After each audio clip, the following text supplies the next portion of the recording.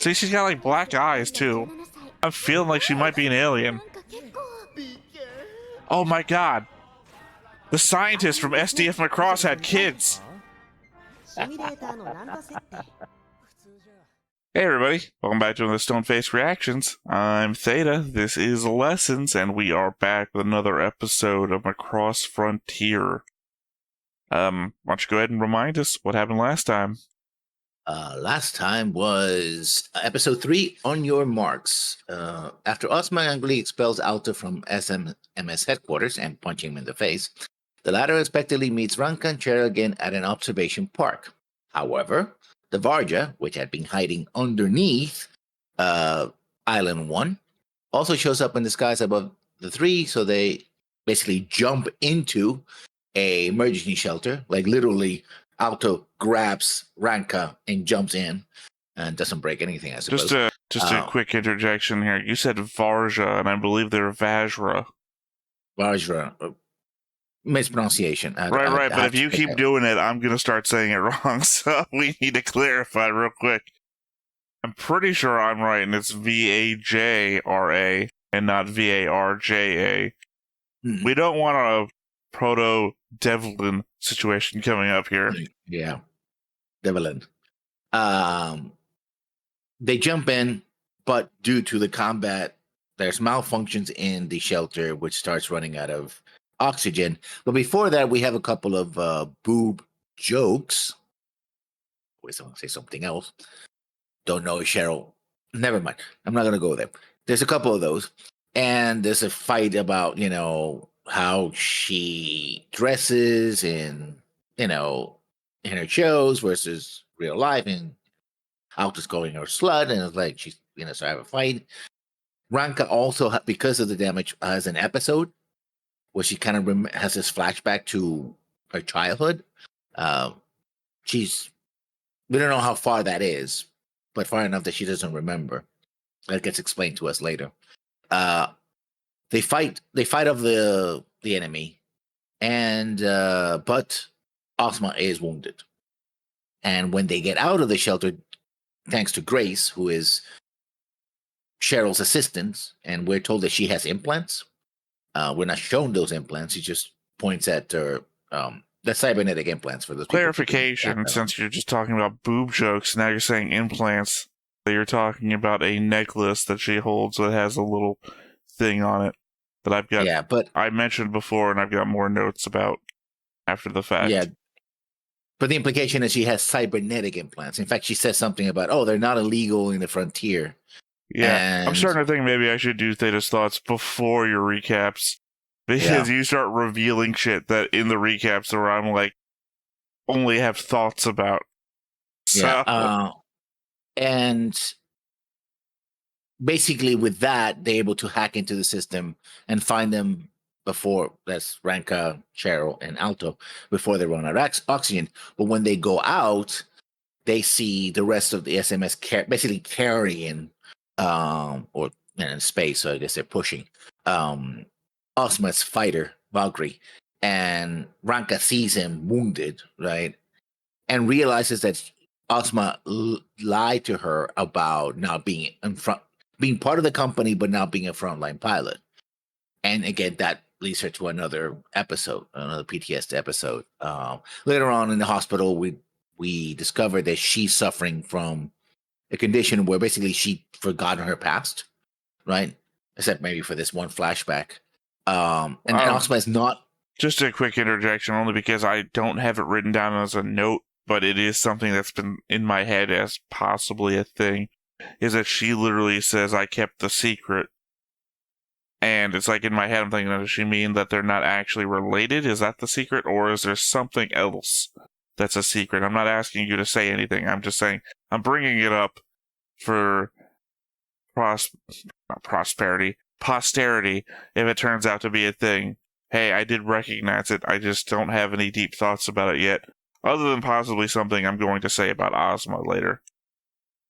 So it turns out that Ozma is not blood related to Ranka, but he was part of the fleet that was protecting the area where she was, or maybe if she was part of the fleet, we don't know.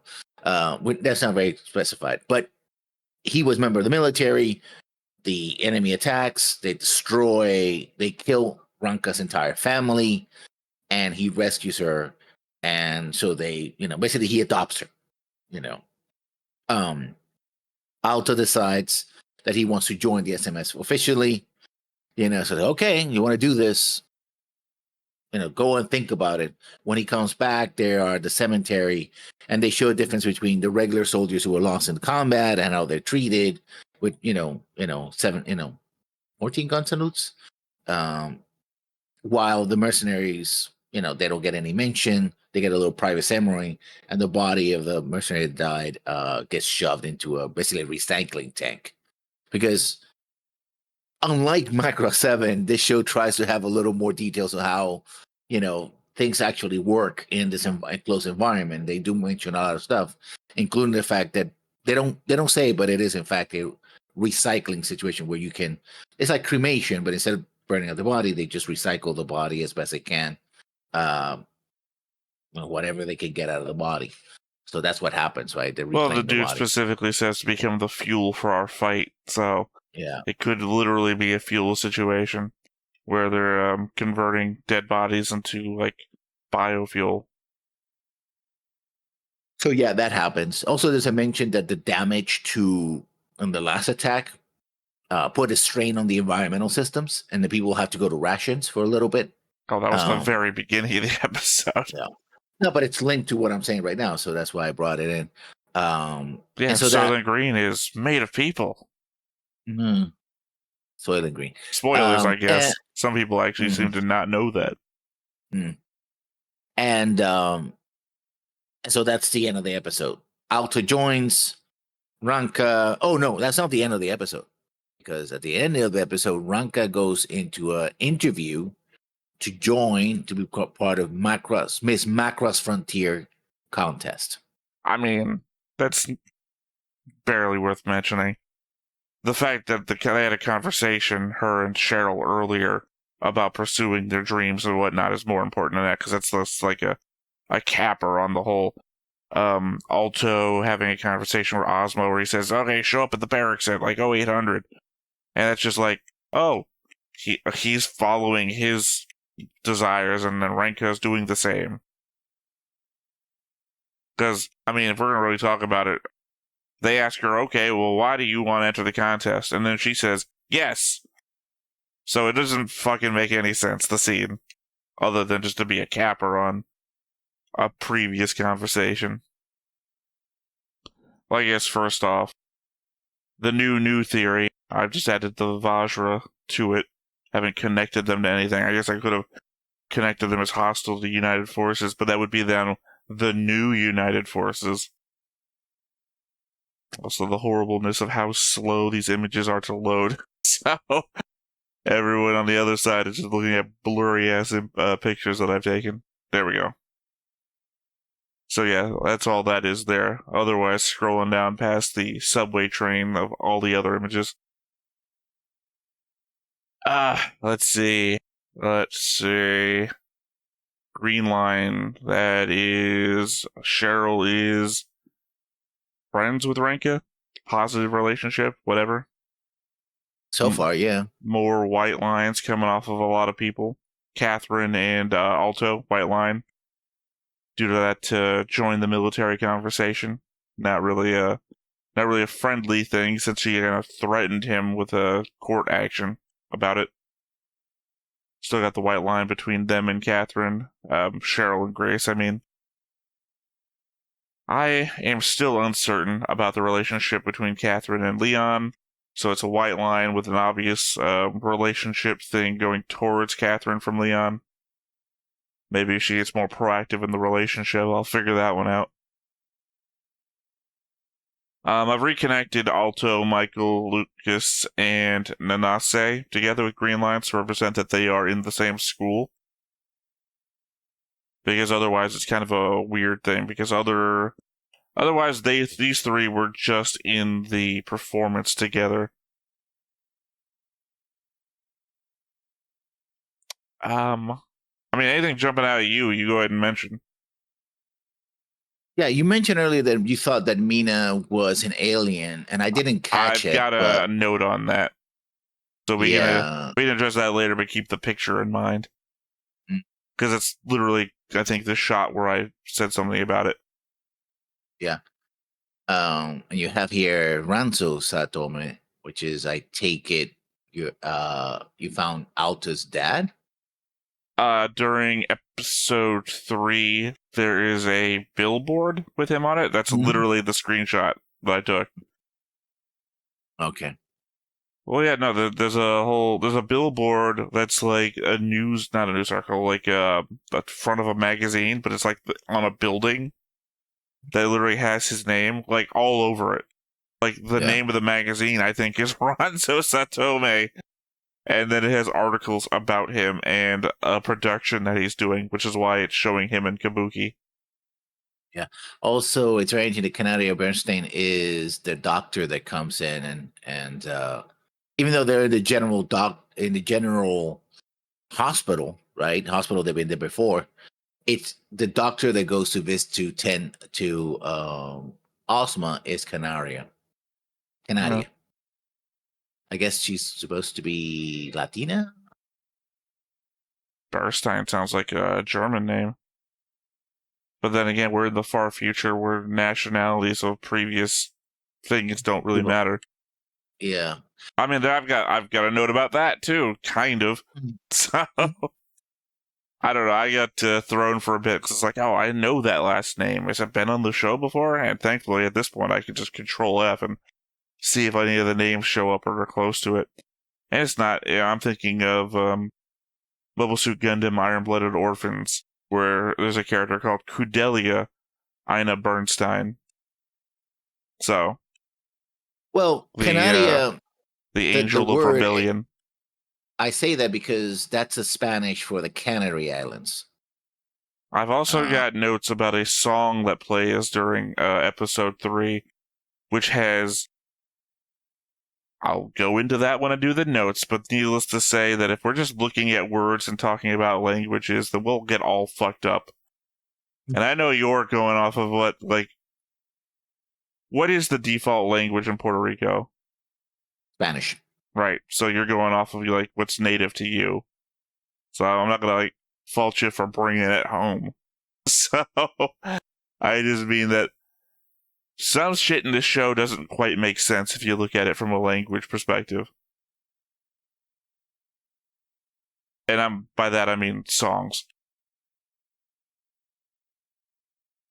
But yeah, I mean, again, I can't really remember all my changes to the board here since I did them at 2 a.m. So you, the expert on this show, is the best capable to indicate to me if something I've done is wrong. I mean, considering what we know so far, everything seems to be on the up and up. And obviously, this bigger green line that's killing all these people is everybody in the SMS, which is weird because you'd think I was talking about a text group, but I'm not. I'm talking about the people that are in Hive, apparently.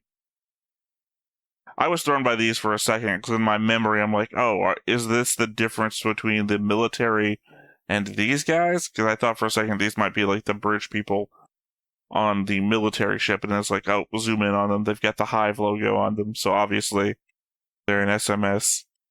Yeah. I mean, that's what it is. It's either that or it's the other DC group. No, I think that's also called the Hive. Never mind. I was thinking the side group that Queen Bee has, but obviously that would also be called the Hive. All right, well, left with nothing else. I guess Theta's thoughts it is. The theme song is literally about the love triangle. I feel like every Macross show we watch has been trying to figure out how to fit the love triangle into its serious military anime stuff.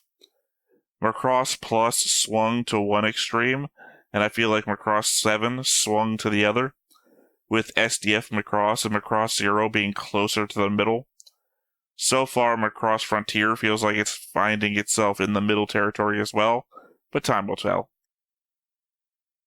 I mean, it's part of the formula, right?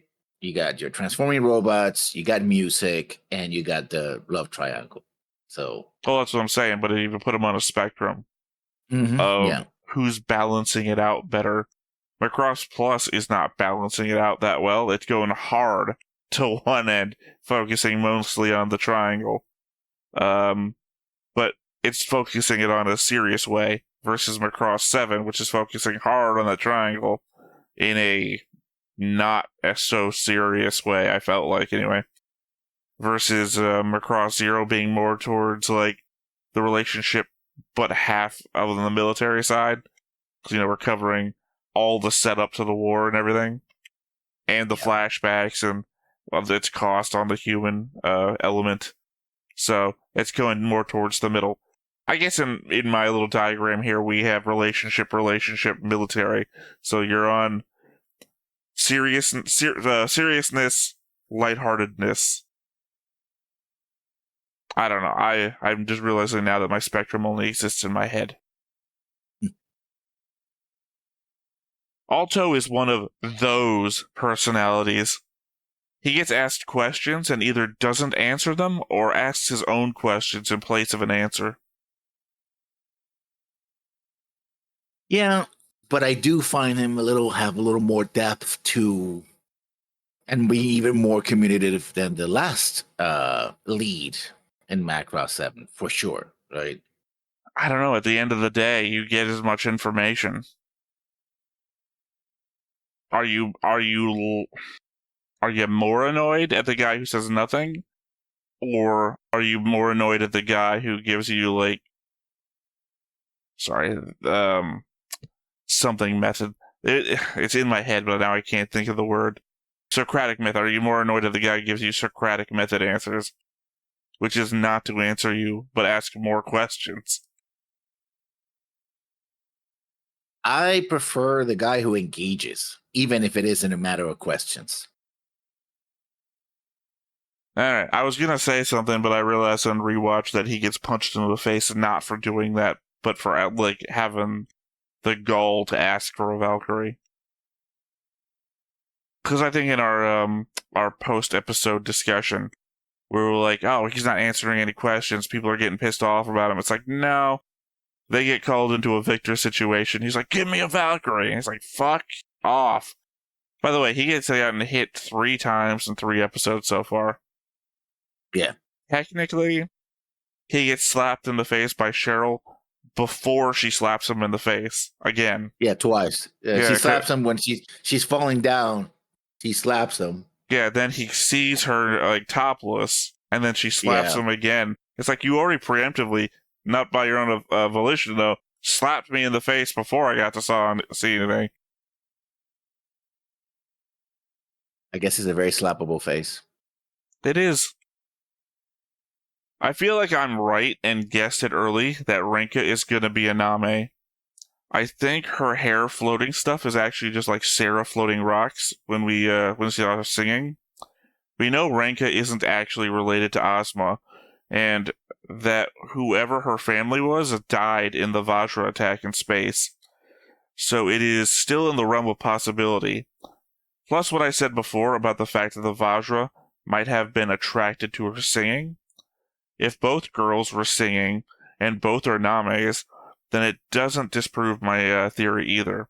In fact, if the Vajra targeted that ship before because Renka's family were of the Name bloodline, and are suddenly attacking the Frontier Fleet now because of Cheryl's presence alongside Renka's, increases the bloodline stuff in a single area.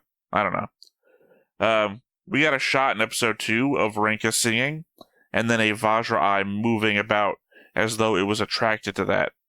A lot of theories, extremely little actionable proofs yet.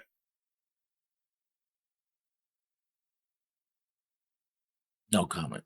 I mean, obviously that was your moment to either decide to gaslight or, move it along. But I'm just attracting attention to the fact that I said, like, what, in episode 2 or something? God, I hope Renka is a Name. And now it's like, not so much proof, but at least evidence is building towards the theory that she is not exactly just the normal happy character. I'm thinking that she is a lost Name. Turns out to be something else. I'm going to be disappointed. Vajra Why? has. Sorry, Oh, go ahead. wait. Why would you be disappointed? Because I built the thing up in my head. Oh, okay. So Yeah, it's entirely on you. Go ahead. yeah, Sure. yeah. No, we've had discussions about this before. I can't remember for what though, but the idea that I've made something in my head that I think is more interesting, and the fact that I made it is what makes it interesting to me. I think that the show could do something different, but it's going to have to defeat my expectations. And that's not the fault of the show. The show existed before I had my expectations, but I can still be disappointed. The same way that if let's say you're making a film about a well-known sci-fi genre and you decide to subvert expectations for no good reason other than your own self-importance, and everything that everybody was hoping for and building up to is suddenly never going to happen because you took your one shot and you decided to take a shit all over it. Whose fault is it then that your expectations aren't met? You, who had nothing to do with the production of this well-known sci-fi genre. By the way, I feel like I'm being vague enough that somebody who doesn't know my problems with a certain franchise is going to put their own thing out there. Yeah, that new Blade Runner movie really was whatever. I mean, it depends also how the show specifically. Well, that kind of falls also into marketing as well, and I don't think this was part of the marketing for Frontier specifically, so that I recall. So, yeah. Obviously, But I haven't seen I any think, marketing, so yeah. So there you go. anyway, like I said, got my theory. I'm hoping I'm right. If I'm not right, they're really gonna have to make it good. If they're not gonna do this one thing, then I'm really gonna have to buy into whatever they throw out there.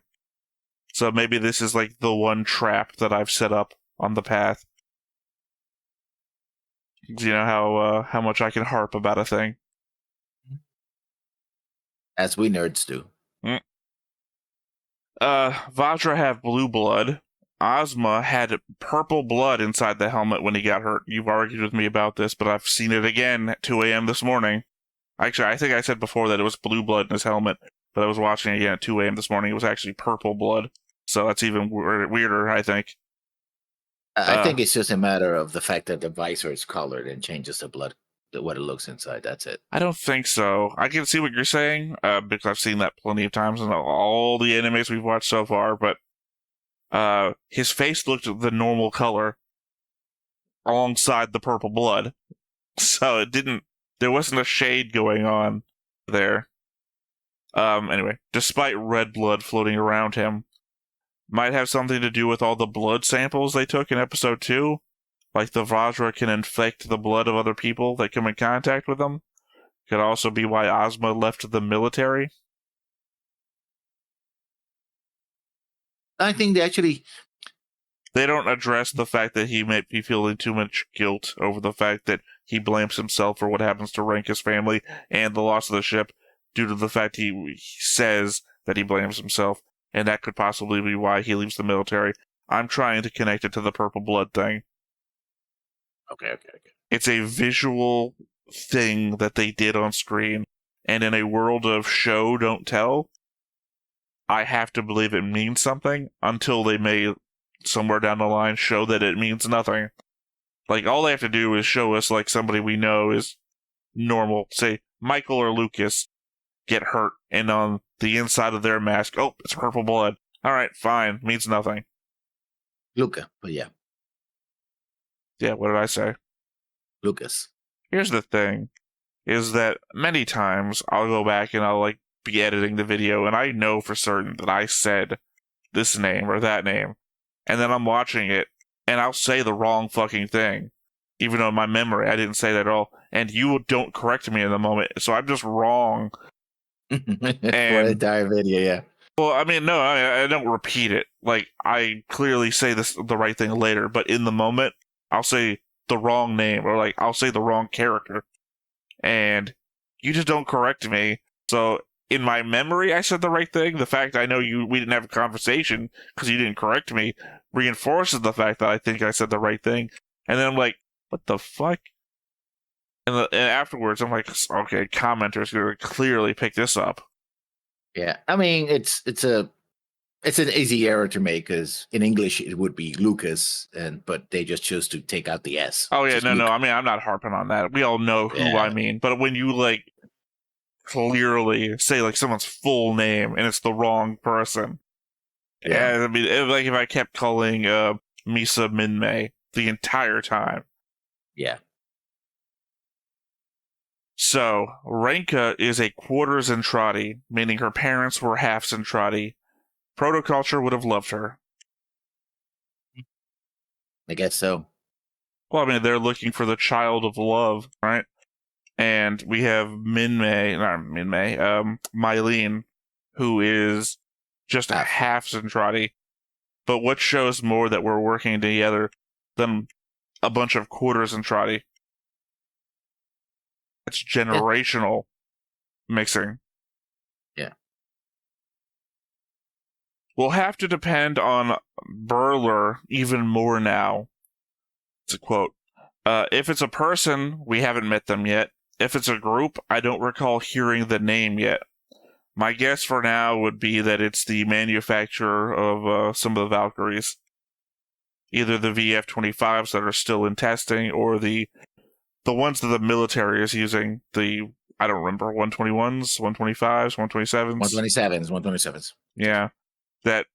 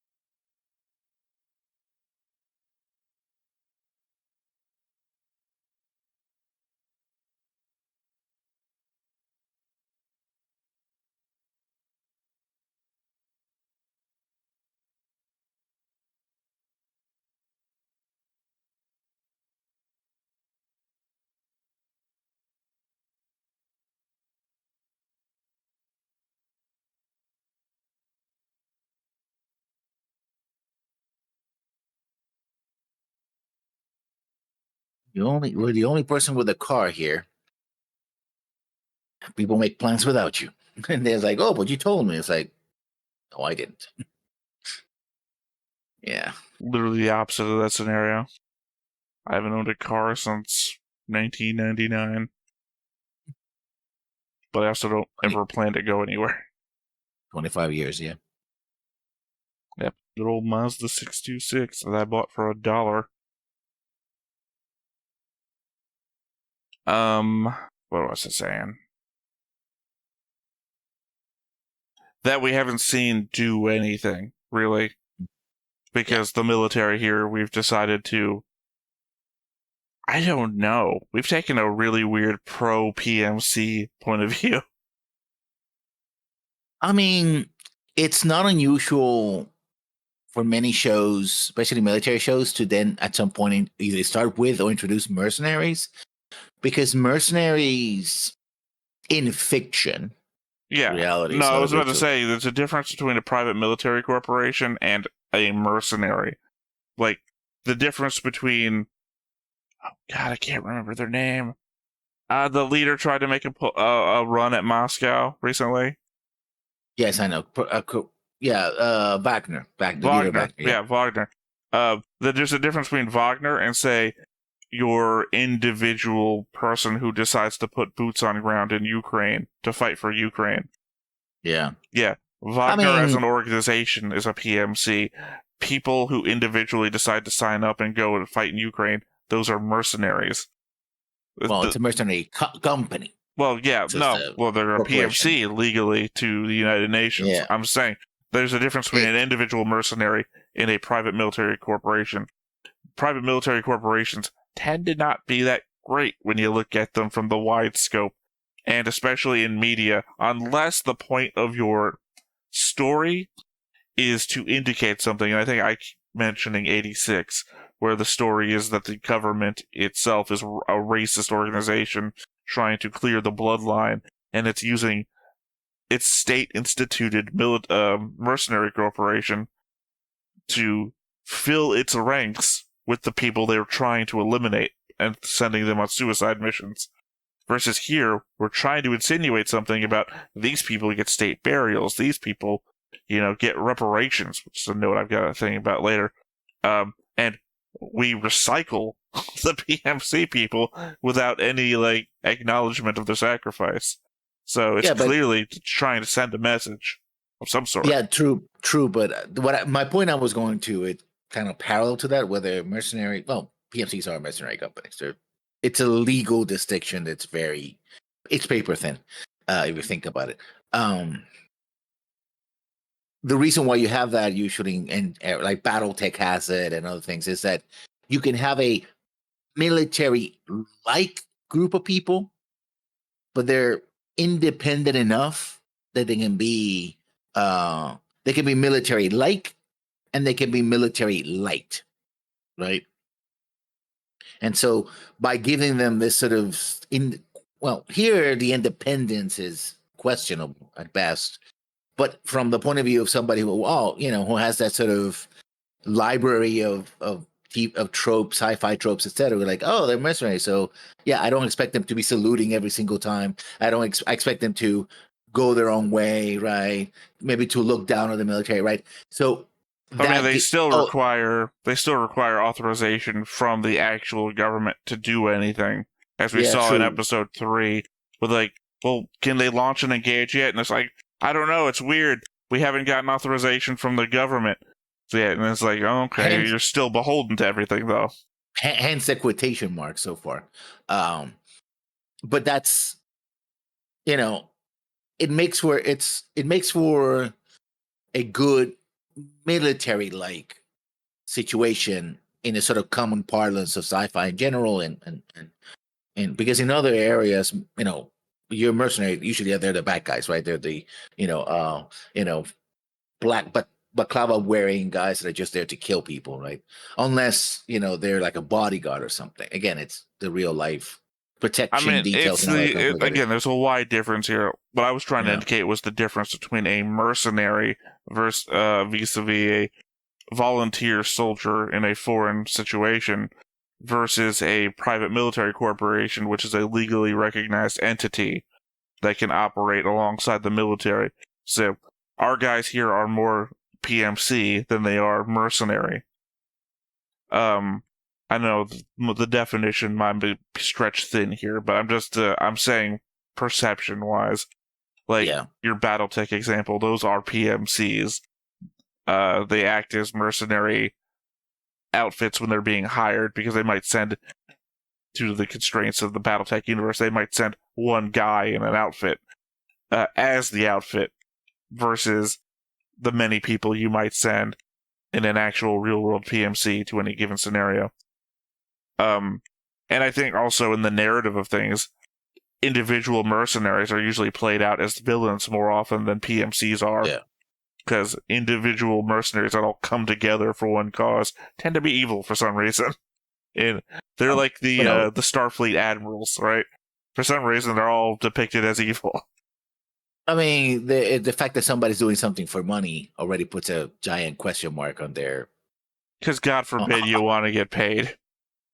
True, but, especially when it comes to engaging... Because the ideal is that if you are going to engage in warlike violence, you're supposed to have higher ideals. Right? You don't do it for your personal gain. You do it for God, country, ideology, that sort of thing. When somebody comes in and is like, I just want to get paid, it's like, oh, this person is of baser stock. Basically. Their morals are for sale. Yeah. I don't know. That could be a really long argument, because I can see it going either way. Yeah. So I guess I'm going to move on from that, because I do have a whole thing about capitalism later in this. So why not if it comes up again? Surprising that when students were talking amongst themselves, one of them openly wondered if it was the Zentradi that had attacked. I guess implying that the threat of rogue Zentradi fleets are still a common concern, as per our previous discussion on the fact that UN Spacey gave a non-negotiable kill command on one nearly 10 years ago. Yeah. Because the guy literally says, don't negotiate with them, don't talk with them, just fucking kill them. And then Exodal has to do this whole, oh, it's my first time, I fired the gun straight up in the air. I guess, even though our people are over there talking to them. What? I told you not to talk to them. So, I Too mean, late. yeah, it's a really weird thing. Like, we'd rather kill them on sight than negotiate anymore. Even though the idea of rogues and trotty fleets are that apparently they're unconnected to everything that's happened on our side, so they don't even know. So why wouldn't you even try talking to them? I guess the threat of them opening fire first, I guess. It's too much of a risk to lose a fleet of 1 million people for trying to talk. Consider, or maybe it's just built in racial hatred now. Remember what they did to Earth? I mean, there's hints throughout the series that the Zentradi are seen as lesser than, How far does that go? I don't know, but yeah. Okay. Well, my next comment here is going to be really weird. I guess you're just going to have a little bit of buy-in on it. So last episode talked about the galaxy seeding plan, and I meant this is going to be kind of attached to the previous comment. So, the galaxy seeding plan and the space immigration project, which made me think again about how many humans survived Space War 1 and instantly launched out in immigration ships. Quick aside, in my notes here, Space War 1, we still haven't seen a Space War 2, so very pessimistic naming. That we're already 50 years in, but we're still calling it the first Space War. Anticipate, the difference between the Great War and World War One. Either way, there has been no evidence yet of mass cloning going on to explain where all these extra people are coming from. The SDF Macross had about 100,000 people on it, on the outside, and some outside math here based on age structures, fertility rates, etc. There'd be something like 103,500 births in the coming years. We could argue that the math behind that all day, but the real point is that it certainly isn't enough to pull the 1 million we need per fleet, or the fact that this show is claiming all these fleets launched in the same year. This show, by the way, not the previous ones, this show.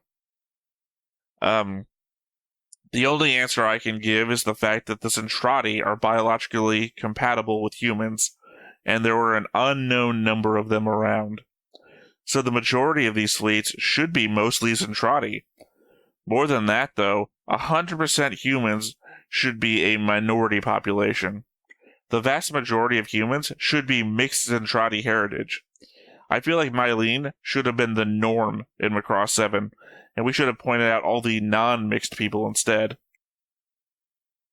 I mean, one thing I would give to Macross 7 is that they had an entire fleet of Zentradi. So the Macross 5 fleet. So at least 1 million Zentradi, not only, and this is going to be interesting, they're serving both in the military part of UN Spacey, or now the nuns, the new UN Spacey. You say interesting, well. I say segregated. That too. Which is not great. I mean, one thing is, okay. Kill the rogue Zentradi fleets on site. Segregate the Zentradi military members we have. But kind of rings true to a history that I feel like we do want to talk about. The thing is that you also given them, if the makeup of Macross, or at least of all the Macross fleets, I don't know Frontier, Galaxy, or the Mega Road. So we basically have at least three. We're talking up to Macross 12 if we're talking all Macross of them 7 period. All of them have a battle number, like Battle 5 or Battle 7. That alone has a giant gun that can wipe out entire fleets. I think we talked about the Macross 5 fleet may have had like 2 of them because it looked like they had 2 city ships. And may also have reactionary weapon as well. So segregation might be a thing, but are you still trusting them with? Oh, we don't trust these people. We're gonna give them a giant gun that could turn around and shoot at Earth and just blast everything. Arguably, that might actually be reducing their arms. Giving them 2 super weapons versus having them in their fleets of ships, which are known to decimate planets. So, taking away their capability of firing thousands of these things, or narrowing them down to 2, might actually be reducing their arms. I mean, but you're still giving them extremely powerful weaponry. Well, yeah, I mean, but you also had them join your military. So, yeah. I mean, again, this just rings true to a past United States history that is, I don't know. Just still, the idea of it, there should be so many more Zentradi on screen than humans. Especially if we're like, how did we go from 100,000 humans to millions of them? At least 12 million in 1 year, and then another 12 million in the next year, and we haven't shown cloning as happening. So the idea is either, because again, to the numbers, I think the average that I got back was about like 2.3 children per woman. And for some reason, I did go heavy into the AI on this one and had to correct the AI because I said, oh, there's 100,000 people on the outside. And it's like, okay, 230,000 births. I'm like, wait, but I would have to assume that everyone was a woman. So who's getting them pregnant? And it's like, oh, you're right. So if we account for like 45% birth rates, or at least 45% of them are women within the ages of, say, 19 to 25 or something like this, I don't know. I would kind of have to lean on it to do all the background research. But still, that is a percentage of what would be needed for one fleet. And not even for the fact that it claims that they launched those fleets in 1 year. Also, well, there's a wrinkle to that, which doesn't change much. But the fact that we have a Nome in this show. Right, now, there's a standing thing that I don't include in the argument of not all of the Earth may have been destroyed, even though heavily the implication is that it is. But at that point, if we're going to include that, then none of this matters, and we've just wasted 10 minutes of our time. I mean, the previous time that we've ever talked about this. I mean, yeah, because all of this is presuming that only the Macross survivors were the ones that mattered, right? But when you have a population of billions, even if you reduce it to 1% of that population, I've had this discussion before about zombie movies, that even if you destroyed 99% of the population in any given zombie movie, you should still be running, or not even zombie movie, like Apocalypse, where everyone's dead. 99% of the population, you should still be running into people fucking constantly. I did the math on like London, and it was like you'd have to kill 99.999. I think it was like 6, 7 nines following it to like 0.0001% of the population to still be running into like 10 people every square mile. It is like, to get to the numbers of like there still being survivors, but not enough to like run into. There's a lot of people on the planet, is all I'm getting at. Yeah, but it also depends on population density. But in a place like London, unless London itself was destroyed, was the center of the attack. I mean, unless you're going to like North or South Dakota or like Wyoming, population density still is pretty high in a lot of places. Yeah, in a lot of places. Yeah, a lot of places not. Again, it really depends. I'm using like the lesser populated places of like America as examples. I guess you could like do the same thing for like Russia, but like the majority of the planet has been heavily populated by humans for a long time now to increase population density to packed numbers. I mean, I would say that in the case of something like Macross, certainly population centers were targeted. So, well, we saw a map. And so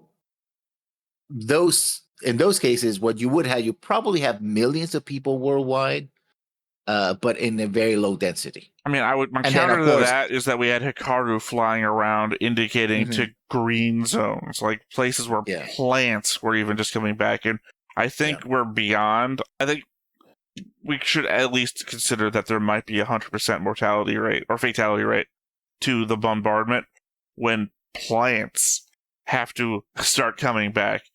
Because usually when we're talking about like deadly bombardments and stuff, not all the plants are getting fucking killed too.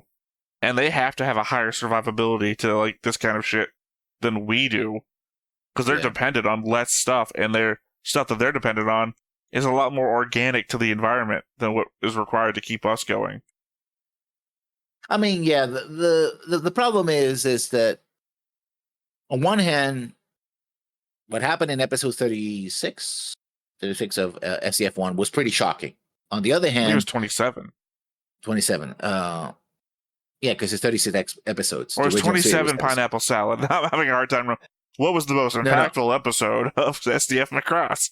36 was the last episode, sorry, because I'm thinking in Macross 7 terms, we had 50 episodes. It was very impactful, but then they kind of flubbed the aftermath, the environmental aftermath, right? They were not very specifics on, it's like, oh, there was... Well, okay, real quick, a secondary thing that's coming up in my head.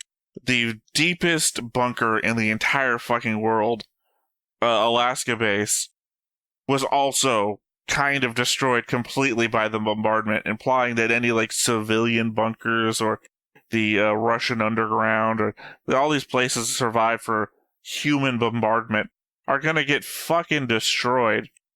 It's like if anyone out there has watched Gurren Lagann, when they're like, oh, we'll send everybody to the underground cities, so when the moon hits the planet, these people will survive. And then Leron's like, oh, we've done a simulation. Everybody we leave on the planet, even in the bunkers, is gonna fucking die. So, it's kind of like that. The fact that we see everybody in Alaska base just kind of get fucking dead, except for Misa, because, plot armor is strong in this one. Yeah. Tells me that you couldn't just like, well, what about everybody that has a shelter? Would have been fucking dead. Your World War II bomb shelter is not going to save you from the Zentradi bombardment.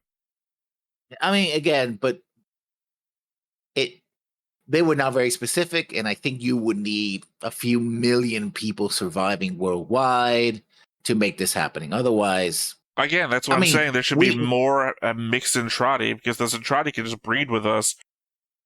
There should be, like, the majority of people should be Zentradi. I have referenced outside material that claims cloning, but we never see it.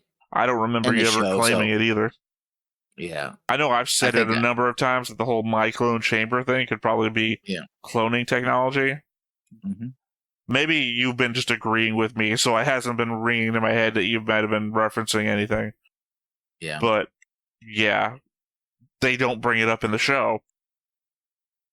And as much as I liked Mylene Beat as a better story than Dynamite 7, Dynamite 7 is the show. Although it is kind of a mixed canon thing, sort of, in that, the manga is canon. And I'm having flashbacks now. Anyway, moving on. Where were we? So, the text under evacuation order that has evacuate immediately flashing beside it in all these episodes. Generally, the closest elementary school or park has been designated as an evacuation area. Be sure to ask coworkers where to evacuate in times of emergency to find the nearest elementary school or park in your residential or business area. The Nagayo International Center has information on evacuation areas for each residential and ward area, so feel free to come and ask for information. So needless to say, this is another copy and paste tangentially related to the thing they needed English text on, as the Nagayo International Center does have some evacuation information handy in Japan, on Earth. Mostly, though, the idea that these people rushed to airlocked bunker/shelter things in an emergency. Maybe a future elementary school might have protections, but I'd love for them to show us all the dead, asphyxiated people that ran to a park once the doom puncture The dome, sorry. Once the dome gets punctured and all the air leaks out. I Why did mean, we rush to a park? well, to be fair, where Alto, Cheryl, and Ranka were was an observation described as an observation park, and there was a shelter right there. Actually, it looked like an observation deck. Yeah, but there was a shelter right there, an emergency shelter. So it might be that, hey, it's better for traffic flow that people don't crowd into a building. I think in the to get realm saved. of information tasking, you say head to the bunker located at your nearest park, not head to the park. What are you doing for the kids that are just reading this message, right? It's call 911, not call information. They'll direct you to 911. Right? Just go to the park. All these dead people floating around as the suction pulls their bodies out. That was one of the things that got me, is that Alto is holding Rinka and he jumps into the air to then jump down into the hole. Previously having seen Rinka being pulled by the suction up into the thing in a previous episode where he saved her, Hikaru style. So we know that the suction is unrealistically strong, as that sci-fi trope of it doing, that it'll just pull people. So your first thought is, oh no, the suction jumps into the air. It's a bad call. Grace has a thing that Catherine calls an implant and says is illegal in a lot of places. I had questioned in one of the bridge bunnies, Mina, was a new race because she had a gem that looked the same as that implant. Except that we saw her before Grace's implant. So seems like she might just be someone that had this illegal implant put on her head, where Grace has it like a necklace. Also, I think I mentioned this before, very much like Crest of the Stars, where they have these similar looking things that they plug into the ship's interface to make them better pilots. So basically, they can react to ship information as though it's in their own head, like instinctively.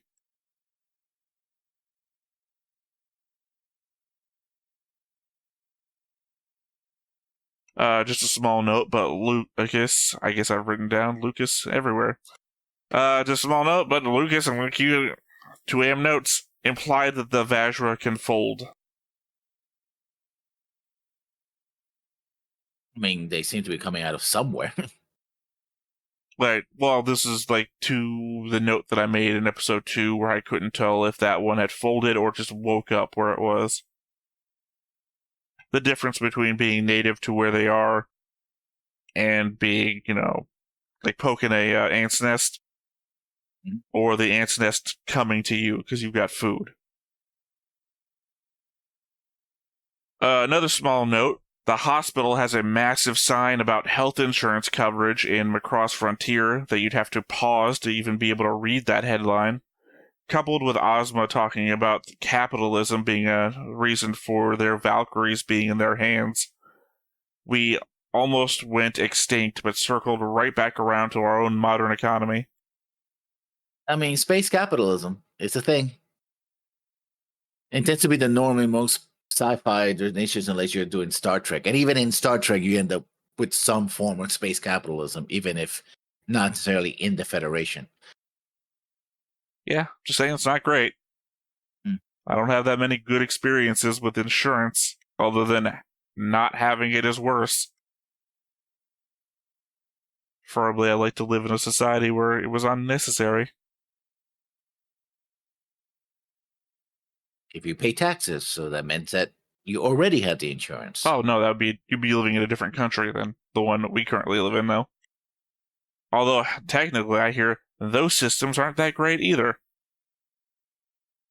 Because as it turns out that when everybody is covered, your wait time is generally going to be that much longer as everybody is covered. True in some places, not true in some others. My reference point is the UK on this one. Ah, yes, because they've been trying to privatize the NHS. And that's why you have all those long times. I used to have a friend that moved from here to there, and when they found out that I had cancer, they wanted me to move over there to get coverage. So that's the only reason I even think about the NHS. Let's see. Thank you, Tories. The confidential files Leon is reading in his office. The first one we see, John Burks Gillespie, is the real name of Dizzy Gillespie. The area on the paper about personality is literally just Dizzy Gillespie's actual biography. You'd think it'd be weird that he'd have a confidential file on someone so popular that died 66 years ago in the Macross Frontier timeline. Except that the paper also says that he was born December 6th, 2025.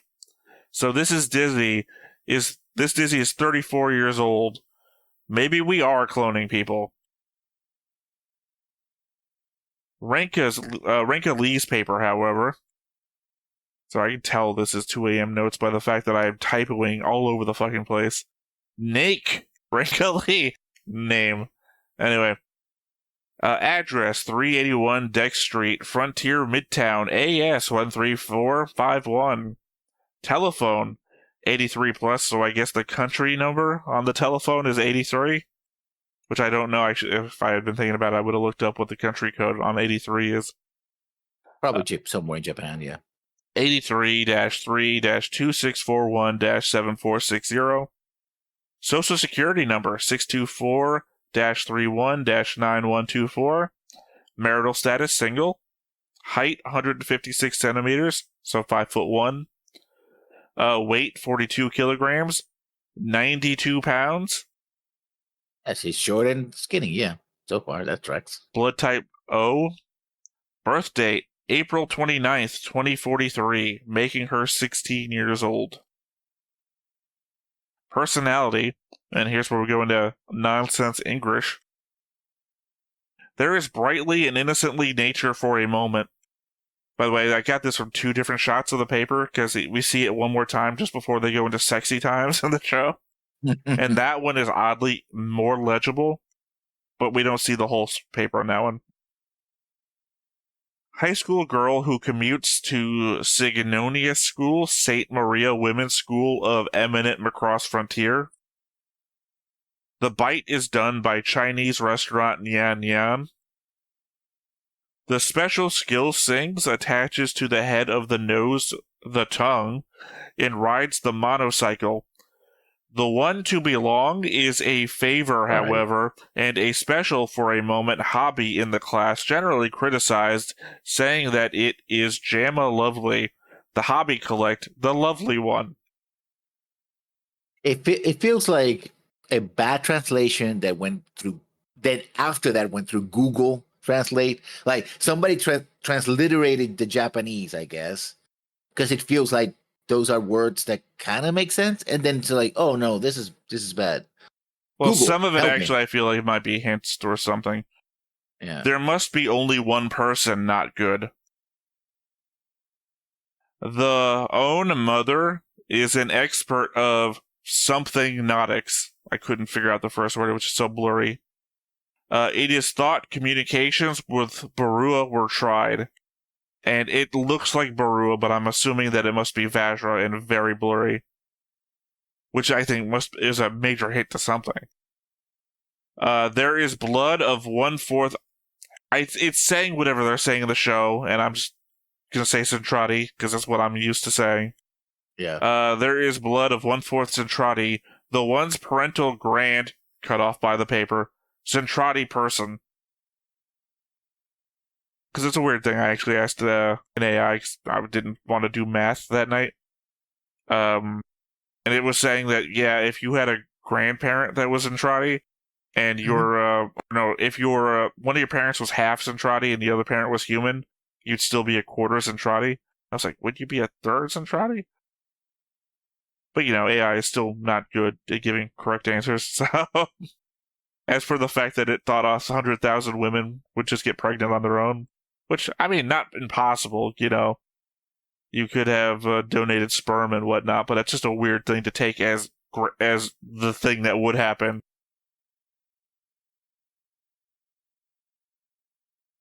I guess General Global could have donated some sperm.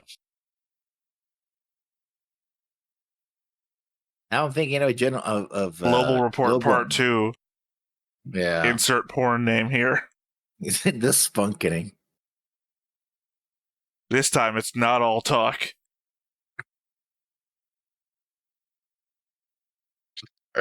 No, no, I don't want to think about that. All right. The news talked about 28 people dying in the recent fleet attacks, and reparations are being prepared for their families.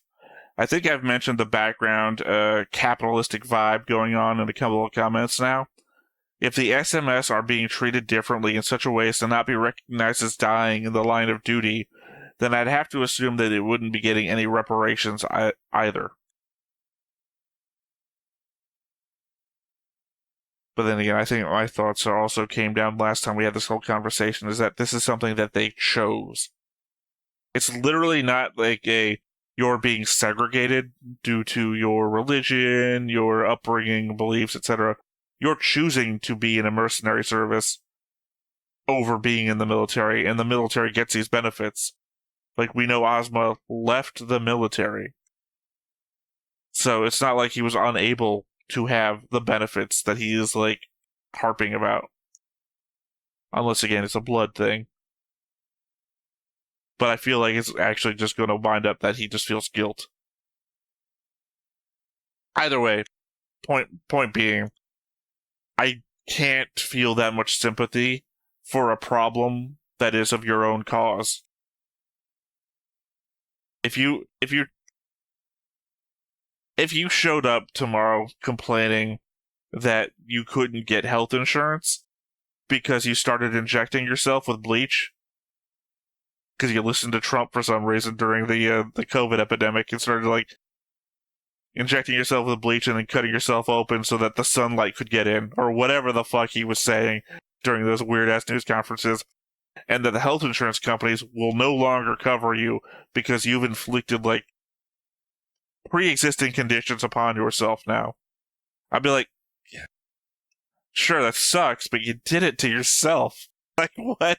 Am I supposed to feel bad for anybody at this point?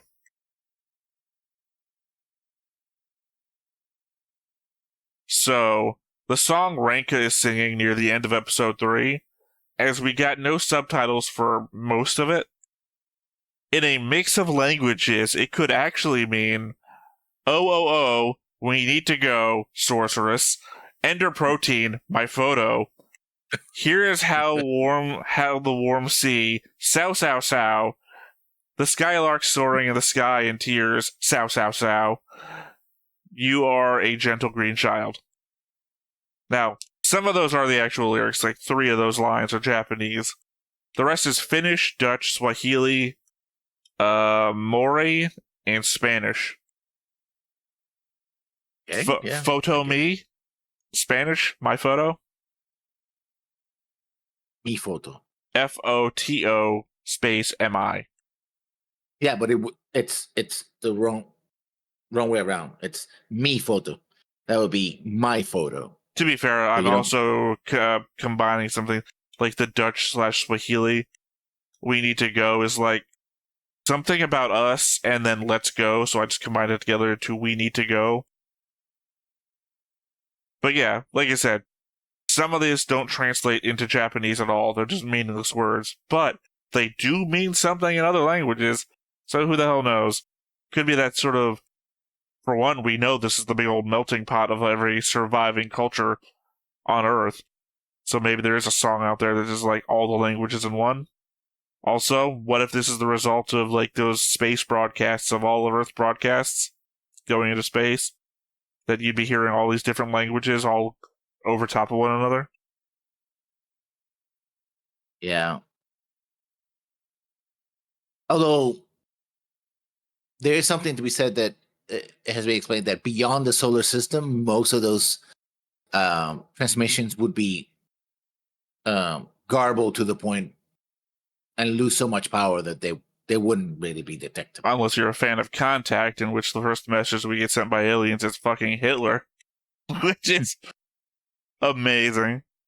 Oh, it's like it's the very first broadcast from the Olympics of Hitler's, address to the Olympic committee or whatever. And it's like, I guess to be fair, if you're an alien, you might not know the significance of playing Hitler back at us. But yeah, no, I mean, I prefer my version of Renka's song, all about having to go, sorceress, and your enter protein photo. Look, the words that she say are Japanese and Mori for ender protein. Whatever. Like, what do those words mean otherwise? I don't know. You are a gentle green child. Sow, sow, sow. It's one of those weird things where I put the word in, like the first word I put in means something different in Mori, and then I put the whole line in, and it just turns into sow, sow, sow. It's like, what the hell does that mean? I think Yoko Ono was Yoko Ono, I think it is. The same producer and songwriter for Plus also worked on Frontier, among other people. And she has a thing where when she wants to do an alien language like the Centrati, she does nonsense words, right? She's not talking, she's not constructing a new language. It's a shame that those nonsense words can actually be non-nonsense. I mean, when you have how many languages on Earth, over well over 1,000, 10,000 languages and dialects, every combination of noises that you can make out of your mouth means something to someone somewhere. You think about it. Well, I mean, technically, not every combination. We haven't, like, mined every noise possible. I mean, because, you have, like, click-based languages in some areas of the world. So it's entirely possible to come up with a motif of language that isn't being used. But also now we live in the modern data age. You could, like, just literally cross-reference every known language and figure out words that have no meaning in any of them. Yeah, but that easier just to make them up and easier back then. Yeah, well, 2007. Yeah, I don't know. They made Klingon a real language. I think you could do something here. I just remember every time I've ever had to Google search, what does this word mean? And Google's like, I don't fucking know. Because either you spelled it wrong or it's just a made up word. In which case, I have to think that any of these made up languages that suddenly have for some reason half of your made up language is Maori, that you could have just done a little bit more work. Then again, this is also the show where I'm making fun of them for copy and pasting. That center that I was talking about isn't specifically about evacuation stuff. The vast majority of work they do is actually language-based. Ironic. It's just also that if you were an English-speaking person and you needed evacuation instructions, you would go to their website, because again, they do language-based work. Well, I mean, that's my last thought here. Unless you've got anything else you want to bring up. I'm looking forward to the new episode. Things are getting interesting. I just wonder how things are going to shape up. Okay. Well, let's go ahead and get on into it. But before we get started, make sure that you hit the like button, hit that subscribe button, comment down below to feed that algorithm. On top of all that, if you want to watch more shows like this, unfiltered, uncensored, and uncut, as well as some early access stuff, you can check it out over on the Patreon. It's just $5 a month, but hey, no pressure. There's zero pressure in order to do that. It's just a little bit of extra support, and it would be greatly appreciated.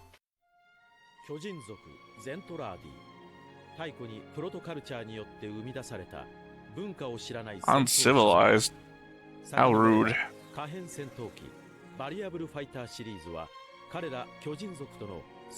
Not true. In Zero, we made them for literally no reason. No, remember that in Zero, we had no idea who the Zentradi were. Well, they knew that they expecting large aliens. Because we were in the middle of a war against the anti-UN. Why are we fighting about building alien space fighters? To hand-to-hand fight aliens we've never seen before.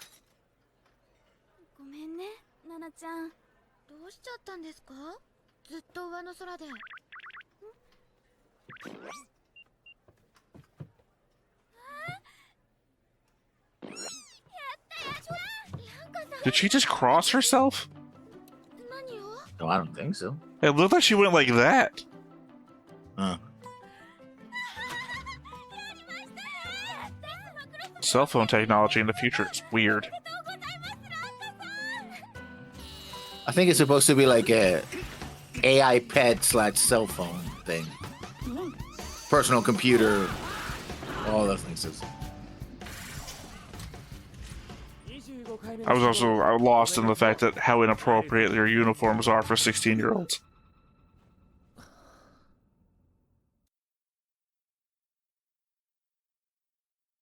Also a weird indication of how you're dead. I've just made a bunch of cards on strings. You're dead. Yeah. Well, I mean, think back to the last simulator that we saw. And when was the last simulator we saw? Come on, you're the expert. Think about it. When's the last? Well, sorry, next to last. Technically, I can think of one other one. Plus. Because technically, I would say there was a simulator in Macross 7, but not. Yeah, it was a chair, but yeah. Yeah, I guess technically that could have been really harsh too, considering it was all about doing G's at real quick turns and everything. And it wasn't like in a centrifugal way. It was just like quick turns on a board you turn around. But yeah, no, Isamu fucking crashing the simulator into the floor.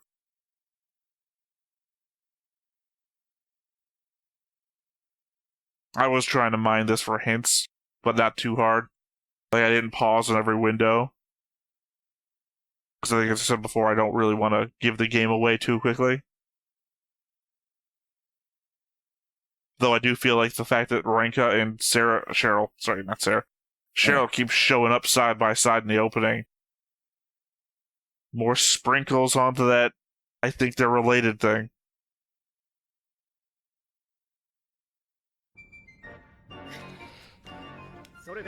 Oh, I got it now. The shame thing.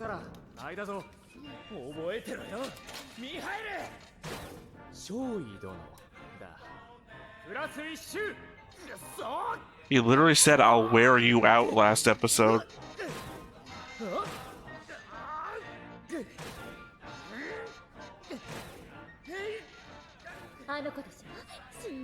See, she's got like black eyes too. I'm feeling like she might be an alien. Oh my god. The scientist from SDF Macross had kids. I do remember the whole fucking series. It just comes to me a bit.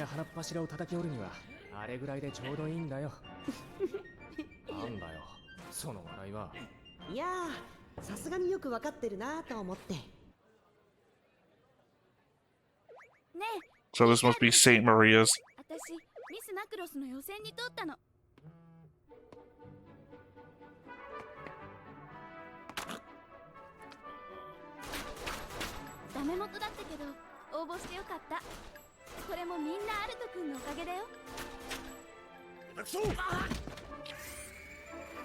Ouch.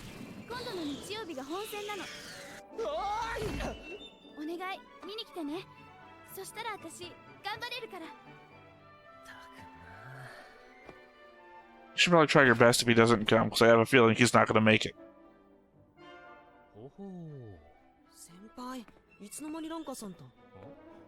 ランカちゃんのミスマクロスの方は驚かないのか？それは七瀬さんに聞いてます。あ、でも体調には内緒ですね。当たり前だろう。もしそんなことが。Well, I mean, has he seen Renka since he got out of the hospital? Because it feels like there should have been a real big conversation between the two of them. 見ての通りです。で、どう思うんだ。こいつの入隊に一番反対していたお前らから見てた。まあ、ああ言いはしましたけど、腕はありますからね。このお姫様は。なら、そろそろやるか。実施は今度の日曜。I have to say, it's pretty harsh what you've just done to him as a joke. Because we know he's running away from his family, from the whole Kabuki thing. So your practical joke isn't like drawing a dick on his head, it's like reminding him of his past, his traumatic past he's trying to get away from.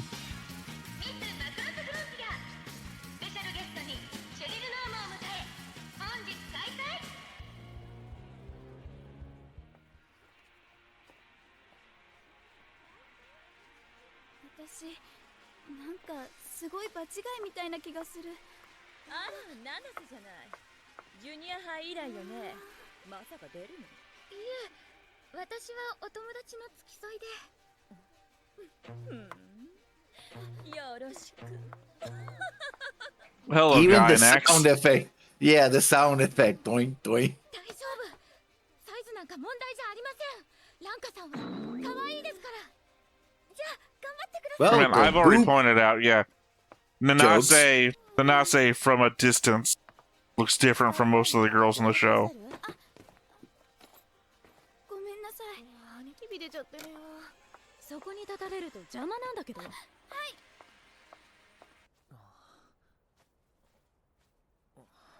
Oh, what a funny juxtaposition we're ロ doing. ビー対呼ぼうか。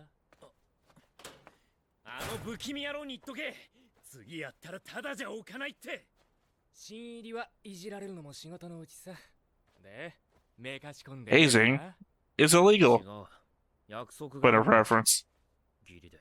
おお。 could be. 義務と言って。 I mean, technically it is U.S. college Yeah. campuses. 死んでくるんだな。 Too many people have actually died as a result of hazing.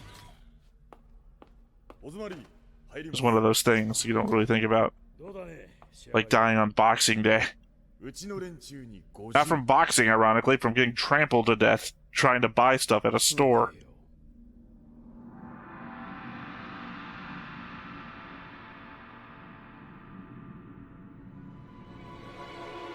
Hey. It's a trotty guy, I guess. Well, it's a Quadramoon Rao, so 昔の話 Yeah, that's why I said it's a trotty guy. はいですが、今日は父の名 The の only people we've That's seen fe- in those things are Centrati. 遅れて申し訳あり female. ません。 That's a female I power. don't fucking care. Centrati. I'm not saying the other word. 早乙女？ The worst thing to come out of that movie. 私なんかじゃ。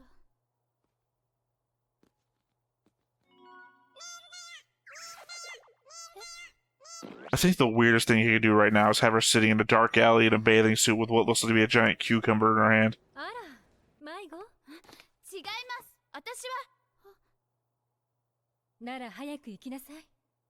She's wearing glasses. ここが入り口でも階段に足をかけただけよ。私を追いかけたかったら迷わず進んでくるのね。はい。これより第12回ミスマクロスフロンティアを開催いたします。 Not as elaborate as the SDF Macross one. No. I think it's become more trite, right? So it's like, oh, you know, it's a thing that happens, right? Because it's traditional. Yeah, I well, mean, the first one it's we a were doing to 12. raise morale in a hard time. Yeah. This one we're It's the just 12th doing. one. よし。 Reminded that she's 16. Well, she's the age of majority in Japan. It'd be different if she was 15 or 14 or something like that. Yeah. She's the equivalent of a college girl in Japan. 嘘つけ。お前の目的は違うだろ。え？ Also, keep in mind that what's legal in your country is the legal standard that you have to abide by. She might be illegal in Japan, but she's legal to Japanese people, not to us.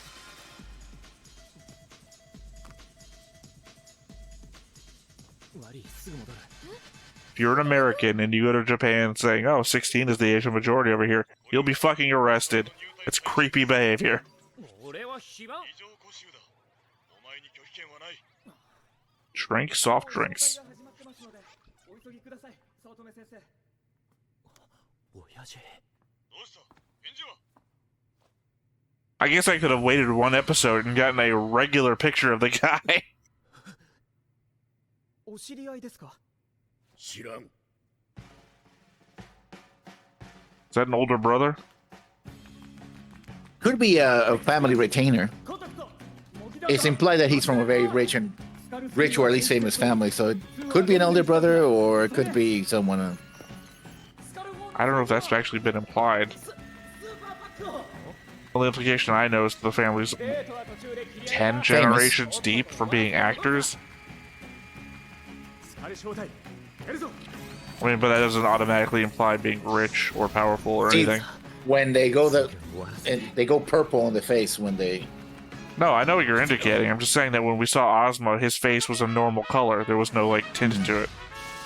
Yeah.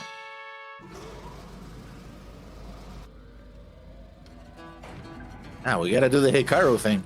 Look up thing. Nobody does it like Hikaru did.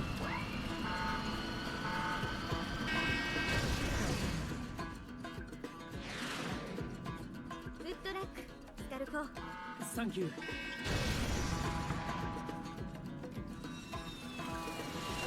I wonder if there's a number of different Skull Squadrons going around space right now. Probably.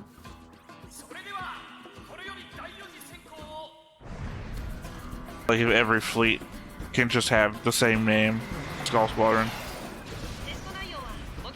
In which case, if you cross another fleet, you have to change your name.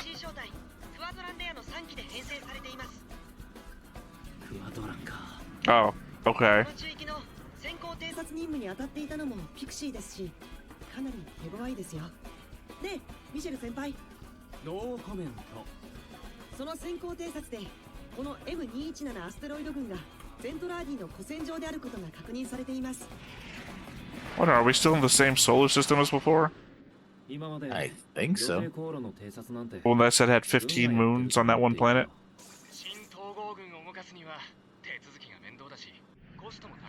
Nuns, new United Nations spacey. だから僕らみたいな軍事プロバイダーが重宝されるんですよ。資本主義ってやつか。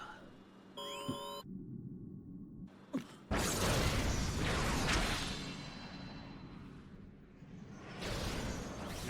年ここを漂いっぱなしか。朽ちることもなく。店内に熱源さん、クワドラです。こっちも向こうも模擬なんさ。ビビんなよ姫、抜かせ。ブレイク。では続いてエントリーナンバー7。 I love the mecha porn. Get a lot of that on Rule 34. Not that way.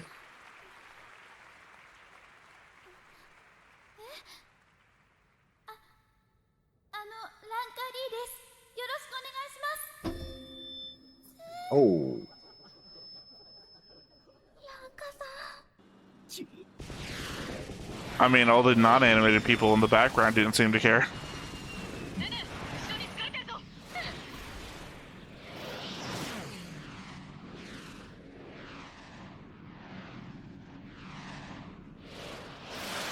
The good old trick where we don't have to animate anything if we just do them in colored lines.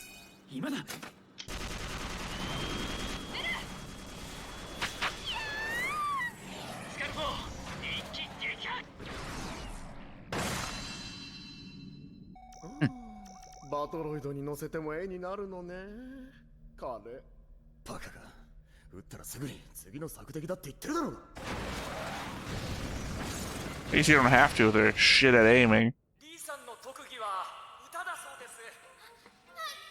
さて、リーさんが歌う曲、皆さんご存知のあの伝説の曲。ではどうぞ。 My boyfriend's a pilot? Well, yep, just guessed it. I mean, what song what else would you call legendary?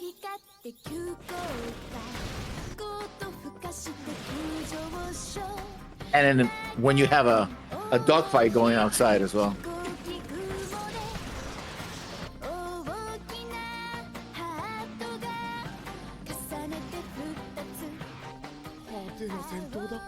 That's pretty funny. They did a little heart move too in the dogfight. Yeah. 力みすぎ。そのくらいの方がウケますよ。訓練中よ。 I think I prefer the original version. I've heard this song, what, 3 times now? The original, Macross Plus karaoke version, and this version. I think the original is still the better one. デフォルト反応。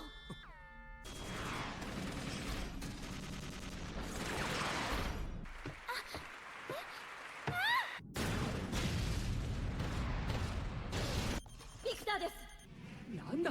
なところに。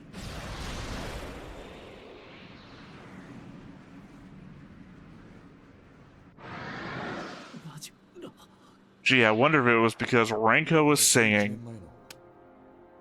第117次大規模調査船団の遭難事件を知っているな。フォールド断層に巻き込まれて1000人とか死んだやつだろ。表向きはな。 How's that happen? だが実際は連中。 Oh, it didn't. Okay, that makes more sense. I was like, Pole doesn't work that way. ランカはその生き残りだ。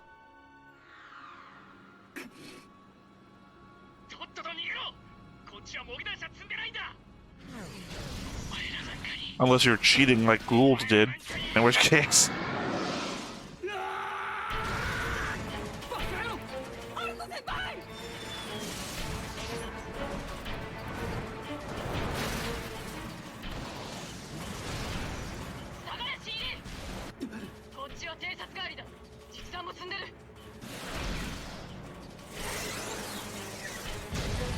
I don't know, I think it would have been better if Alto had killed it with his knife.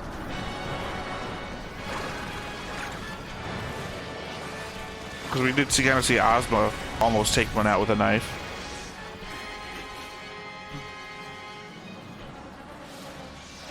$7,000-year-old rifle probably still works.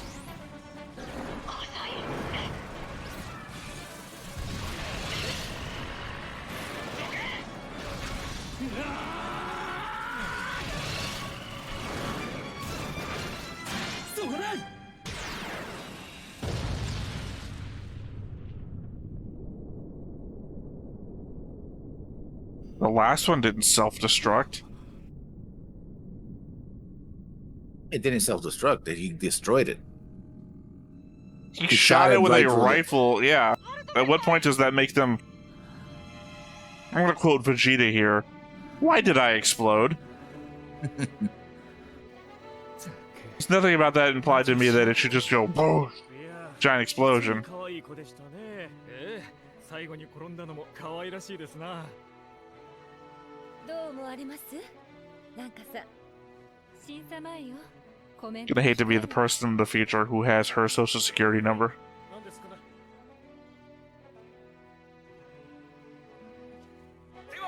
See what I mean? It does not seem like it's a two-way relationship. 貴様、俺たちがなぜ高価な装備を与えられてるのか分かってるのか？戦うためだ。生き残るためだ。あんな骨董品が無事使えたからいいものの。ゼントラーディの武器は優秀だ。何千年経とうがつまらん動作不良など絶対に起こさん。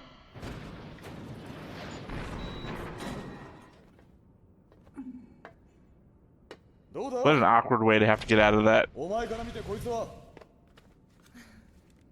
バカだし無謀だが、センスは悪くない。 Yeah.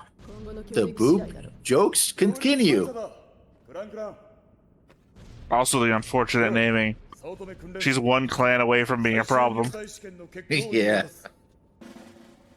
Still one of my favorite characters, though. Who would have guessed that Lessons likes the clan? No, that.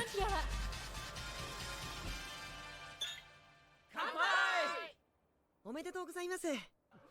これで学校でも会社でも一緒ですね。たく、可愛げないぜ。抜け抜けと入隊しやがって。今日から我々の一員だ。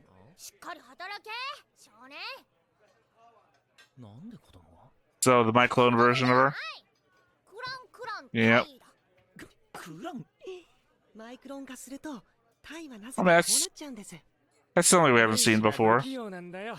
な。 Someone who's gonna go back and forth. なんだと？私よりちょっと背丈が伸びたからといいノリをってミシェル、今日こそ成敗してくれる。おらおらおらおらおらおらおらおらおらおらおらおらミシェル、おっと。待て、逃げるかしちゃうもの。お客様、ニャンニャン名物マグロマンはいかがですか？なんかああ、この子、今度のミスマクロス。あの子よ、ほらほら。 残念。 Also kind of following through our SDF Macross thing, because Hikaru missed her performance for having to do a fight as well. みんなの前 I like a look. I went like, oh, I'm out.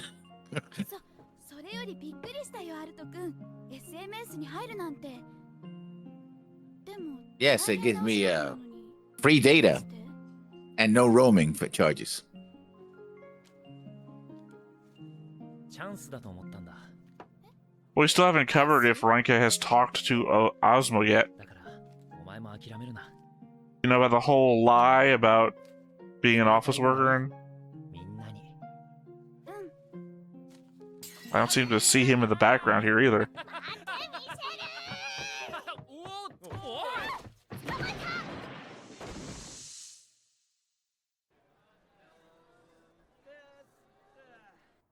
たくあいつら朝までバカ騒ぎに付き合わせやがって。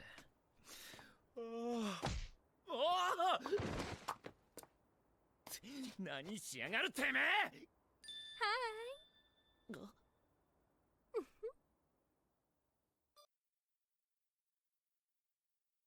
I at least appreciate that these episodes always leave you with what's going to happen next episode. Well, these two people just did a thing. What's that going to do? They're also very fast paced. They throw a lot of stuff at you. Like they don't quit. They're like, okay, let's get to the point. Let's do this. Let's do that. He has to do. We talked about training before. We're going to show you the training. We're going to introduce a new character. You know, they're very. I guess that's what my complaints about Macross 7 was, that they just kind of nothing really happens. Well, I mean, I'm comparing stuff happen. I'm comparing like the Macross 7 thing to say Macross Plus did it. Like every episode was connected. Like the event of the last episode kind of led into the next one. More so than SDF Macross did. Obviously, Macross 0 did it because it's a more modern. But this one, that's literally whatever happened last episode is the impetus of the next episode.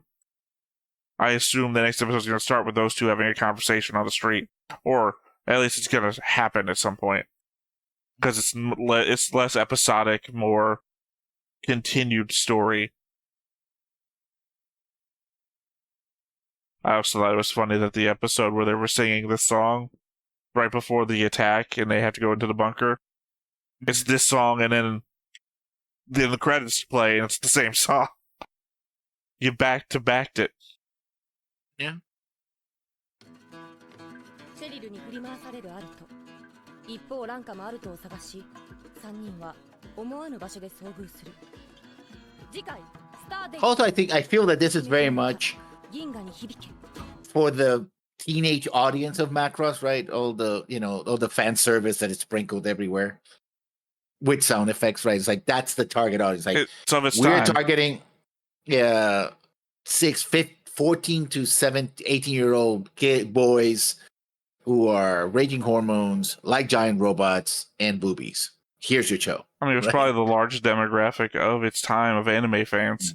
2007. In fact, this has turned out to be the most successful show of all the Macross ones. Macross 7 was successful, but certainly Frontier was a hit. Are you sure about that, though?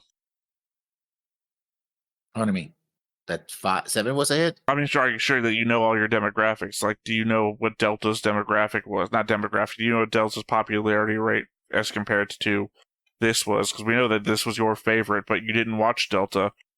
So, and also Delta would have come out after this, so presumably after you stopped watching. 2015, yeah.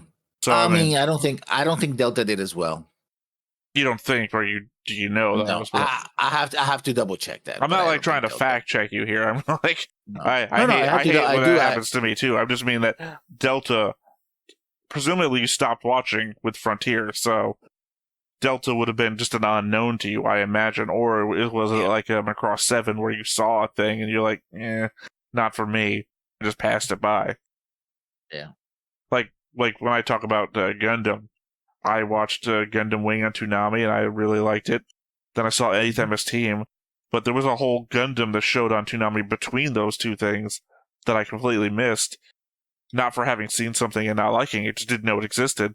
And then something came out after 8th MS Team that I didn't watch either, and I didn't watch Gundam for the next 20-something years because I just didn't know Gundam existed at all. So it's just like a thing that happened. It was Wing, G Gundam, 8th MS Team, and then worn the pocket, and I think that was the last. No, of no. the- OG Gundam, the original 1979 Gundam, also played on Toonami. So actually, you got me wrong there. I did watch 3 of them that played on Toonami out of 5 because I didn't know the other 2 existed. Yeah. Because I did watch G Gundam as well, although not all of it. So obviously I know how it ends, but I don't know how we get there. Yeah. And I also know the funny thing of, if you know German, one of these guys' story is kind of spoiled to you by name. Schwarzbruder. No. I mean, I'm not going to say it out loud, because one day I do hope to watch G Gundam, just for the funny jingoistic nature of it. Think of any country. What's their stereotype? That in a Gundam. Except for maybe America, because I don't know what the American stereotype is, but seeing the guy who is America in that show, that doesn't read as American to me. Maybe the football Gundam, but not the guy. I literally watched somebody reacting to the openings, and they're like, they watched the G Gundam one, and they're like, they see the guy who's the American, and maybe half a second later, like, I wonder who the American guy is going to be. Because nobody sees that guy, and nobody American sees that guy and thinks that guy's American. Because I would think, even in other countries, I'd be looking for, like, the fat, obnoxious guy or something. That'd be America. Pink hair Texan, I guess, is what they got. Anyway. Yeah. Anyway, though, we had a couple of movies, some OVAs, things like that, and then we go into Delta, which is their next you don't know territory. Obviously, everything's I don't know territory for me. So, the possibility that Delta could have been as popular or more popular, because it really feels like what Frontier, to me, feels like is that they took their lessons, ironic, from all the other shows and made something better than the past stuff. Like, they didn't go too hard in one direction. She's got a traumatic backstory, kind of like Gould, right? But they don't go so hard on it, plus they make her sympathetic, whereas Gould immediately comes off as a problem. So they learned their lessons there, and they're like, well, what about all this relationship stuff that we pulled from Macross 7 and SDF Macross? And they make it lighter, a little bit more fun. They don't make it like the thing that blocks the very important military story that's going on. Mm-hmm. So, like I say, it feels like they've learned a bunch of lessons and they're incorporating it into a new story type. Rather and than... also the triangle here, I've said this before, I said it when we were watching SDF Macross. It doesn't bother me so much now because everybody involved is like teenagers, right? It's that age where you're like, you're not really sure about your feelings. It's the first time maybe you're feeling these things, etc. So you're like, is Cheryl a teenager? Yeah, she's a teenager. I mean, she's an idol, so she's a teenager. But we literally have no point of reference. Everybody else is in school. Cheryl's not in school, so I would automatically think she's older. Because the thing is, the Japanese schooling system is what high school is what we would consider to be like a vocational school after. People don't have to go to high school in Japan. I mean, they do have high schools, but their high schools are more like college, I want to say. It's because 16 is your age of majority. Everything that you're required to do to learn to get like basic jobs and everything, you get out of middle school. After that, you're basically an adult continuing your education. I have to double check that because I think it's a little different there, but yeah, sure. Unless anime gets it wrong. Here's the thing, is I'm basing that on what I've learned in the past, but it might be anecdotal evidence that the problem is this is stuff I'm repeating now from maybe like the first. It's like that old joke that I've heard where your dad tells you a famous celebrity is actually gay, and you repeat that to a bunch of people, and they're like, no, he's not. And then you ask your dad's like, oh, I heard it somewhere. Yeah. Dad, I've been repeating that to everybody.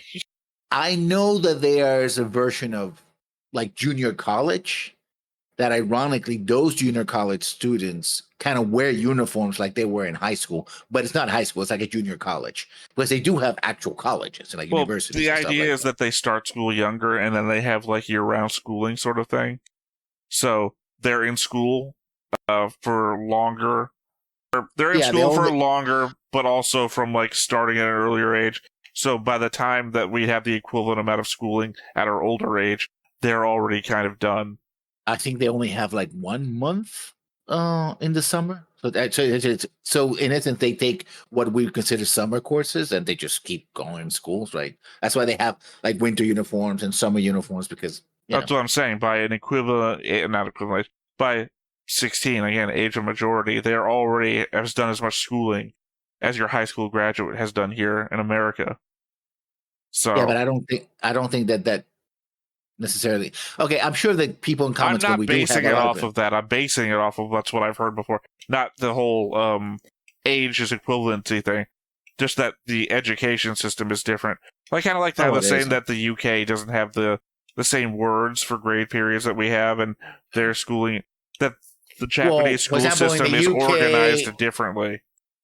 In the UK, I think this is the last 2 years that what you're doing is studying for it's called your A levels.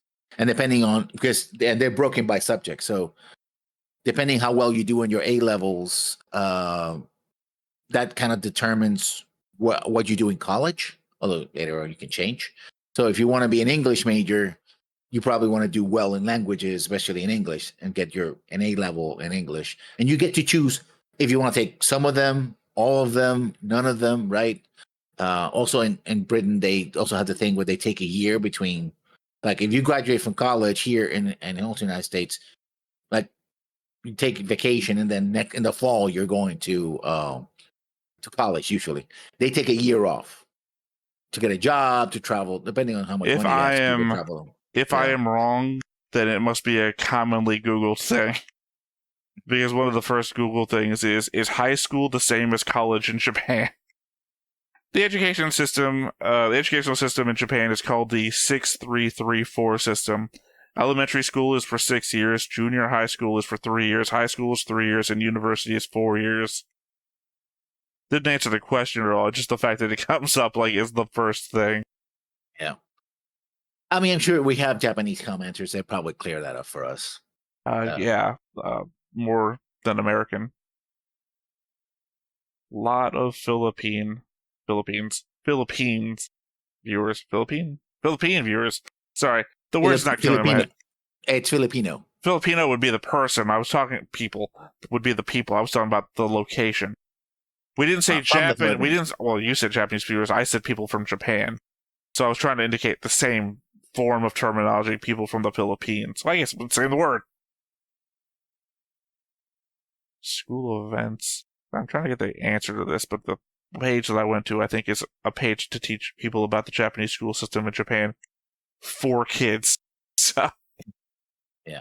Anyway, yeah. I mean, this episode was pretty cool. It's interesting that Ranka is mentioned that she goes to her own school, which I kind of knew that, but well, obviously, really I told you that in my notes section before we even got to the episode. Yeah. So, but everyone else goes to this other high school, which I know I'm thinking, and I don't remember if this actually gets explained later, but here's the thing I have, right?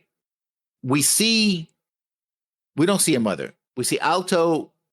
We see his dad recognize Alto because somebody says, hey, you know that guy? And he says, father, right? Osaka. Oh, no, Osaka's the place. Forgot what the actual Japanese word for it. And he says, like, I don't know him, right? So he's not living with his dad. Well, we know that. We don't. Previous episodes, Michael indicates, are you going to run away again? Just like you did from your family.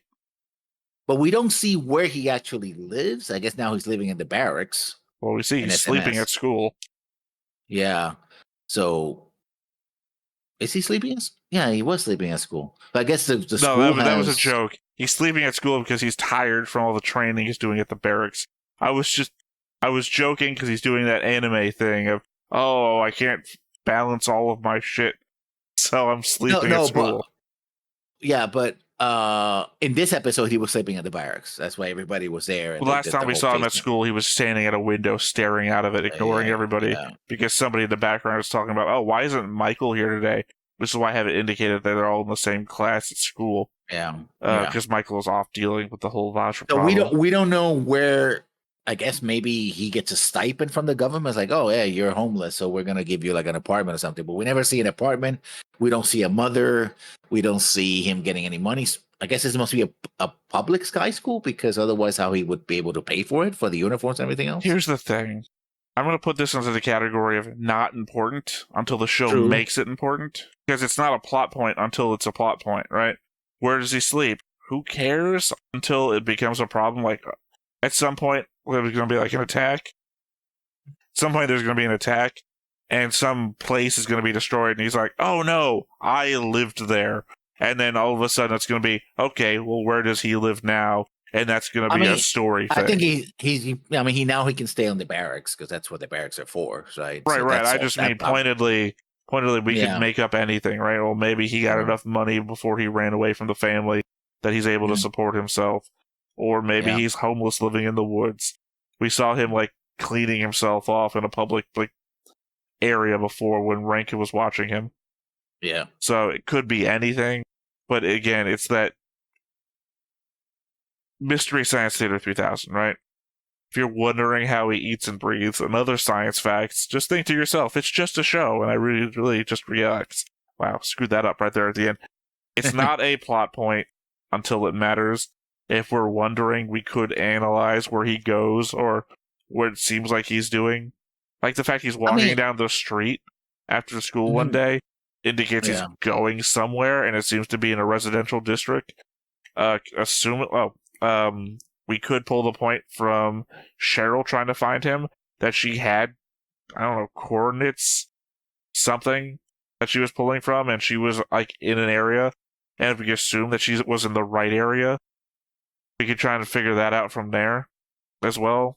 But I mean, again, the show has made a point that, for example, Ranka, Osma, it take care of Ranka, okay, and they made it a point that he's estranged from his family. Like literally, his father says, "I don't know him." Right. But it's many a story that have been like, "I'm estranged from my family. My mother gives me this much money every month so that they don't have to deal with me." That sort of thing. I've seen plenty of those. So, also plenty of the Hikikomori stories where dude doesn't talk to his family at all, but still just lives off of their money. It's a different society. It's also hard to just guess at what can go on over there. Well, again, not so much in this case from the point of view of in-universe, but the people writing it have a different set of standardization of society. So, I mean, unless they have a multinational team of writers in the Macross room, saying, sure, but wouldn't it be funny if this standard American thing was also happening in this Japanese society? Because they're multinational, right? It would be interesting. Anyway, another episode that I really like. I like the introduction of Clan Clan. I like the Centrati. It's interesting. The Centrati are still part of the fleet, and they have still their own power armor, and they can go up and down in terms of like, oh, I get micronized. I get, it's a choice that they can do relatively easily. And then, of course, they had to go for the double joke, make Captain Clan, right? This very tall, she's a Centrati, of course, she's gonna be tall, statuesque, to put it mildly, character. And then when she gets micronized, she looks like she's 5 years old. It's a bunch of the questions that we asked during SDF Macross, like, can they pick their own bodies and whatnot? And at which point, do you have like this whole body dysmorphia thing going on amongst the Centrati, where you're just not, you don't have self-identification, or you have self-identification problems, right? Like, what does Clan see in the mirror, right? This strong, powerful person when I'm in adult form, but when I'm in child form, I'm this other person. How do I associate these two? Do I have a problem walking as a child? Because I normally have this massive gait, that I'm used to, and I'm used to being this height. It's like a thing that gets brought up in, like, say, Log Horizon, when everyone gets sent to, like, not virtual, but actually they wake up in bodies that aren't theirs. So the guy's, in the very first episode, he's walking and he's causing himself leg problems, because he's taller in this world than he is, so he's constantly shoving his foot down harder than he would usually. That sort of thing. I mean, they kind of hint at that, right? Because he, Michael starts making fun of her, and she's like, "Well, I don't know. You noticed Michael's ears, by the way." And he keeps making fun of her, and then he's just like, but that doesn't matter. Blah blah. You want the tall lottery, that sort of thing. So I mean, I feel like that's a different thing. A body dysmorphia problem would be internal, not external. No, but there's a difference between being made fun of for the way you look, and the one would be having a whole issue about internalizing that because you can't deal with your own problems. I made a link to something I found out the other day. The whole I don't know, Instagram or TikTok, like virtual dysmorphia, having a problem seeing yourself as you are based on the electronic things that you're using to change your own appearance. And then seeing that as the true you and not the you that actually exists. Like I said, dysmorphia problems, as I understand them, again, I'm not an expert, nor do I actually have them. So, normal white guy outlook on the world, which is to say that they tend to be internalized problems. Otherwise, if they're externalized, they become well, no, it is a psychological issue. In my point of view, it's different making fun of a person versus that person having problems dealing with themselves. Because it can be different to make fun of a person for something that you see, and then that person thinking that insult is real, and then internalizing that and dealing with that themselves. Either way, introduction, one of my favorite characters of Macross. Yeah. The discussion that we have about them, very serious character, not so much. Yeah. I mean, it'd be great if they dealt with that kind of thing. Like, she has to my clone again, but it's a different body, and she has to deal with the concepts of who am I really? If I'm different every day, am I still really me? What is the mentality of Captain Clan versus the physicality of Captain Clan? But no, I'm assuming we're just gonna get, tiny little girl, jokey, fun character thing the whole time. We really don't want to touch on what it means to be my clone. Anyway, all right. That's my take, yeah. All right, well, yeah, this has been another episode of Macross Frontier. Once again, I have been Theta. This has been Lessons. We've been Stoneface Reactions, and we'll catch you next time. Bye-bye. Hey everybody, thanks for watching another Stoneface Reactions. If you have an idea of another video we could go ahead and watch, go ahead and put it in the comments down below and we'll add it to the wheel. Be sure to like, comment, and subscribe, and let us know what you thought about this video, what parts you liked. And until then, we'll see you next time. Is this too goofy?